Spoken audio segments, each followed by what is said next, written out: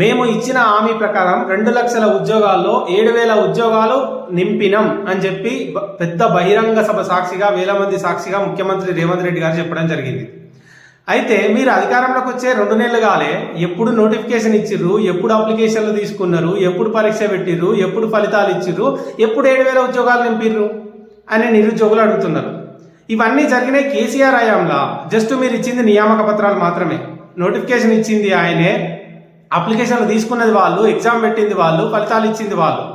Just నియామక పత్రాలు ఇచ్చింది మీరు. అంటే ఈ 7,000 ఉద్యోగాలు కేసీఆర్ నింపిన ఉద్యోగాల్ని మీరు నింపినట్టు చెప్పుకుంటున్నారు కదా. మరి మీరు ఇస్తామన్న 2 లక్షల ఉద్యోగాలు కూడా గిట్లనే ఇస్తారా అని డౌట్ అయితే నిరుద్యోగులకు వస్తున్నది. అందుకే గిట్లా మంది చేసిన పనుల్ని మనం చేసినట్టు చెప్పుకుంటే ఎవరికైనా కోపం అవుతుందా రాదా? అందుకే కేసీఆర్ తిడతాడు అన్నట్టు, మంది కూడిన బిడ్డల్ని మా బిడ్డలని చెప్పుకుంటారని చెప్పేసి. గట్లా తిట్టడంలో తప్పే లేదని అనిపిస్తున్నది మరి.